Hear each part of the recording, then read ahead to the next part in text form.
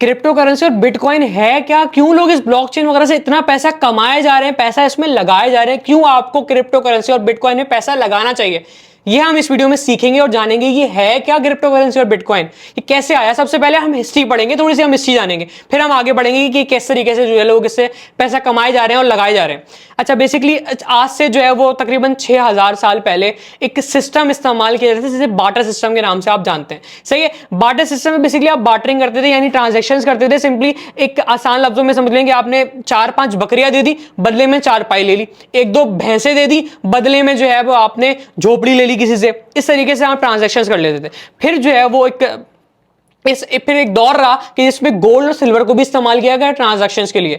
फिर जो है मार्केट में इंट्रोड्यूस कराया गया शॉर्टेज की वजह से। जब शॉर्टेज आ गई थी गोल्ड की, जब लोगों को रियलाइज हुआ कि भाई शॉर्टेज फील हो गई, उनको कमी महसूस हुई गोल्ड या सिल्वर वगैरह की, फिर उन्होंने कहा कि भाई हमें जो है वो इसका परमानेंटली हल निकालना है। फिर मार्केट में एंट्री हुई पेपर करेंसी की, यानी पेपर मनी की। अच्छा, पेपर करेंसी का कॉन्सेप्ट, यानी ये पेपर मनी आपकी जितनी मर्जी चाहे जो है वो प्रिंट कर सकते हैं, जितने मर्जी चाहे आप बना सकते हैं। ये कॉन्सेप्ट किसके अंदर आता है? सेंट्रलाइज के अंदर आता है। और कौन कंट्रोल करता है? गवर्नमेंट कंट्रोल करती है। मैनिपुलेट कौन करती है? गवर्नमेंट मैनिपुलेट करती है। अब मैं बताऊंगा वीडियो में आगे चल के कि मैनिपुलेट किस तरीके से करती है। अच्छा, ये सेंट्रलाइज का जो कॉन्सेप्ट है जिसके अंदर पेपर करेंसी, पेपर मनी आपकी आती है सेंट्रलाइज करेंसी में, ये इसके बेसिकली अंदर होता क्या है कि गवर्नमेंट जब चाहे जितना मर्जी चाहे जो प्रिंट आपके जो नोट वगैरह हैं 100-200 रुपए के, 500-1000 रुपए के, जितना मर्जी चाहे जो है वो गवर्नमेंट प्रिंट कर सकती है। लेकिन जो डिसेंट्रलाइज कॉन्सेप्ट है जिसके अंदर बिटकॉइन वगैरह आता है, जिसमें आपने अक्सर सुना होगा कि आज के जमाने का जो एसेट है वो डिजिटल गोल्ड जो है वो बिटकॉइन क्रिप्टो करेंसी है। क्यों? क्योंकि बेसिकली ये एसेट है, इसको जितना मर्जी चाहे आप बिटकॉइन को बना नहीं सकते। आप एक इसमें लिमिटेड रिसोर्सेज है, एक लिमिटेड अमाउंट में बिटकॉइन जो है वो माइन किया जा सकता है, सही है। ये कॉन्सेप्ट है डिसेंट्रलाइज का कि आप जितना मर्जी चाहें बिटकॉइन नहीं बना सकते। जब कॉन्सेप्ट की बात करी जाती है पेपर करेंसी की, आपकी पेपर मनी की, वो कॉन्सेप्ट आता है सेंट्रलाइज के अंदर। जो बिटकॉइन क्रिप्टो करेंसी का जो ब्लॉकचेन का कॉन्सेप्ट है वो आता है डिसेंट्रलाइज के अंदर। अब फर्क क्या है ये आप जाने।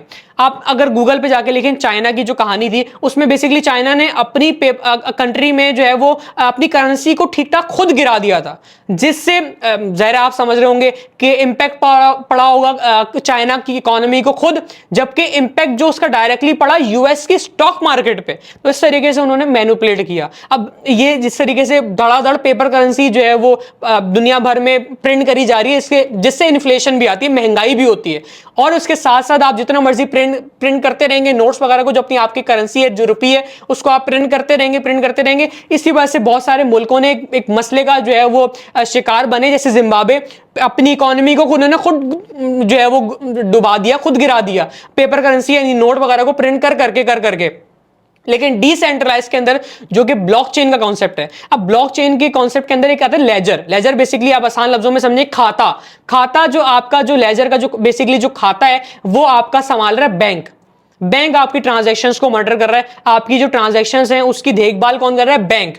अब बैंक में तो खुद इतने मसले मसाइल, आपने एक स्कैम 1992 एक वेब सीरीज है वो देखिए, उसमें जो है वो कितने मसले मसाइल, आपकी एंट्रीज मिटा दी गई, उसमें जो है वो एसबीआई या आरबीआई वगैरह के मसले, उसकी जो है वो जो मैनुअली ट्रांजैक्शंस हो रही थी उसमें जो एंट्रीज थी वो मिटा दी गई। लेकिन ब्लॉकचेन का जो डिसेंट्रलाइज्ड कॉन्सेप्ट है उसके अंदर जो है वो आप एंट्रीज नहीं मिटा सकते, ट्रांजैक्शन खत्म नहीं कर सकते। ट्रांजैक्शन हर स्टेज पे, हर जो है एक ब्लॉकचेन का बेसिकली एक कॉन्सेप्ट आप भी समझ लें कि people have their own computers, लोग खुद अपनी ट्रांजैक्शंस को मैनेज कर रहे हैं, ट्रांजैक्शंस को कंट्रोल कर रहे हैं हर स्टेज पे। छोटे छोटे ब्लॉक्स हैं, यानी ऐसे समझ लें कि हर स्टेज पे आपकी ट्रांजैक्शन वेरीफाई हो रही है।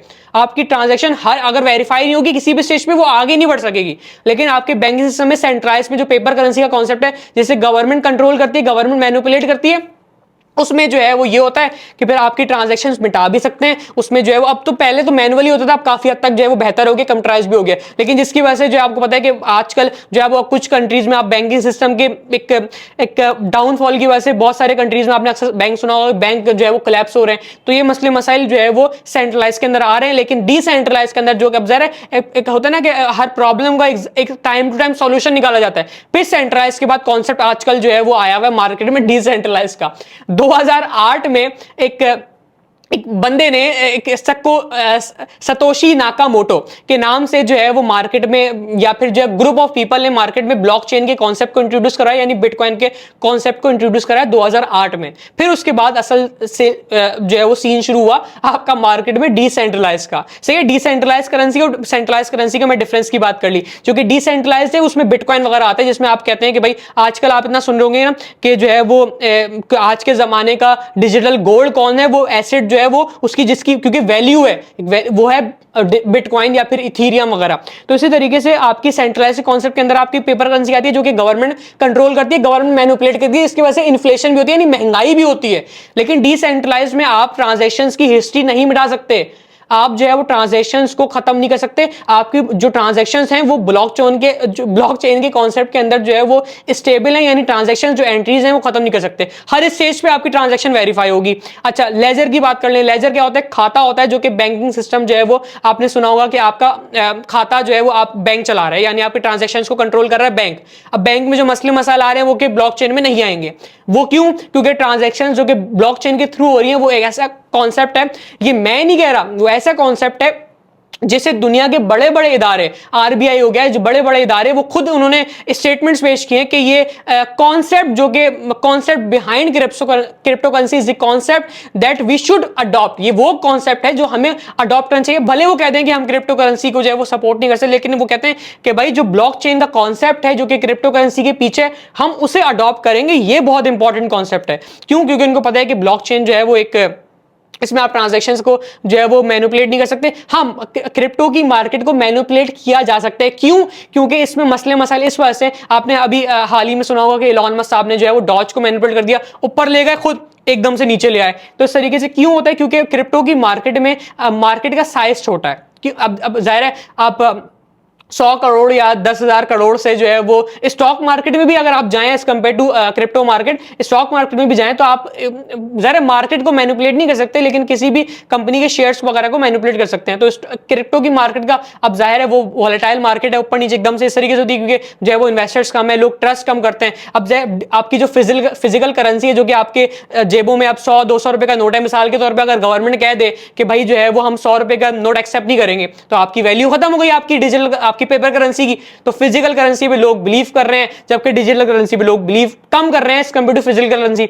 अब जाहिर है, अच्छा बहरहाल, तो इलॉन मस्क साहब ने जो है वो, हम उसी पे बात कर लेते हैं, इलॉन मस्क साहब ने जो है वो उस डॉज को ऊपर नीचे कर लिया। तो इस तरीके से मार्केट का साइज छोटा है। लेकिन अब ये भी समझें कि आप जब इंटरनेट दुनिया में नया नया आया था तो कितने मसले मसाइल थे, टेक्नोलॉजी थी ना, डिजिटल टेक्नोलॉजी थी, मसले मसाइल आए। तभी उसी तरीके से जो है वो क्रिप्टो में भी हल्के फुल्के मसले मसाइल हैं, लेकिन आने वाले दौर में जो है वो रिजॉल्व हो जाएंगे। और अभी भी जो है वो काफी इस पे रिसर्च करी जा रही है, अब तक काम किया जा रहा है, और आने वाले टाइम में आप देखेंगे कि एक सेंट्रलाइज के बाद एक डिसेंट्रलाइज कॉन्सेप्ट जो मार्केट में इंट्रोड्यूस हो चुका है, लोग इसकी तरफ जो है वो भागेंगे, समझेंगे कि हाँ भाई इसमें जो है वो ठीक ठाक जो है वो पैसा है। तो एक हर्षद मेहता जो स्कैम था 1992 का, वो आप देखिए, उससे आपकी बहुत नॉलेज बिल्ड होगी कि सेंट्रलाइज में कितने मसले मसाइल होते थे, फिर डिसेंट्रलाइज में जो है वो कितने मसले मसाइल एज कम्पेयर टू सेंट्रलाइज, यानी पेपर करेंसी वगैरह में जो बैंकिंग सिस्टम है या जो बैंकिंग सेक्टर है इसमें कितने मसले मसाइल, उस आप वेब सीरीज में देखिएगा। और जो है फिर इस पे कॉन्सेप्ट भी हम मजीद दूसरी वीडियो से बात करते रहेंगे। तो ये कॉन्सेप्ट था जो कि अब नई टेक्नोलॉजी है ब्लॉकचेन की, जो कि डिसेंट्रलाइज के अंदर आती है, यानी जो बिटकॉइन वगैरह आप जितना चाहे मर्जी इसको नहीं बना सकते, इसको माइन नहीं कर सकते, यानी जो है इसमें लिमिटेशंस हैं, लिमिटेड रिसोर्सेज हैं, सही है। लेकिन सेंट्रलाइज में जितना मर्जी जो है वो आप करेंसी अपनी प्रिंट करते रहें, मसले मसाइल जो है वो पैदा होंगे, इन्फ्लेशन भी होगी, फिर जो है वो आपके बैंकिंग सिस्टम में बहुत सारे बैंक्स भी कोलैप्स होंगे, या फिर जो है वो बहुत सारे कंट्रीज की इकोनॉमी भी डिस्टर्ब होगी, इकोनॉमी गिरेगी भी। तो ये मसले मसाइल आएंगे, उसका आसानी हल निकालने के लिए, थोड़ा आगे बढ़ने के लिए, टेक्नोलॉजी को आगे लेके जाने के लिए लोगों ने, कुछ एक बंदे ने या फिर जो है वो सतोशी नाकामोटो का नाम इस्तेमाल करके, या फिर जो है वो एक ग्रुप ऑफ पीपल ने इंट्रोड्यूस कराया 2008 में क्रिप्टो करेंसी को, यानी ब्लॉकचेन को, या फिर जो है वो बिटकॉइन वगैरह को मार्केट में इंट्रोड्यूस कराया। इस तरीके से आई और इस तरीके से लोग कमाए जा रहे हैं, और इस टेक्नोलॉजी का इस्तेमाल करते हुए डेली बेसिस पे कमाए जा रहे हैं, पैसा लगाया जा रहा है। आप मेरा ग्रुप ज्वाइन कर सकते हैं क्रिप्टो का, उसमें सब कुछ सीख जाएंगे। क्रिप्टो से अगर आप कमाना चाह रहे हैं, मेरा ग्रुप ज्वाइन कर लें, उसमें सब कुछ सीख जाएंगे, किस तरीके से से क्रिप्टो में अकाउंट बनता है, किस तरीके से चलता है, किस तरीके से आपने क्रिप्टो के कॉइन्स को बाय सेल करना है, ग्रुप के अंदर आपको सब कुछ सिखा दिया जाएगा। और ग्रुप के अंदर आपको सिग्नल्स भी दे दिए जाएंगे कि आप जो है वो उनसे पैसा डबल ट्रिपल उन सिग्नल्स को फॉलो करते हुए कमर लेंगे, अपना पैसा ठीक ठाक पैसा कमा लेंगे घर बैठे। Hope to see you in group. अल्लाह हाफिज, दुआ में याद रखिएगा। मेरा नाम फैजान हारून है।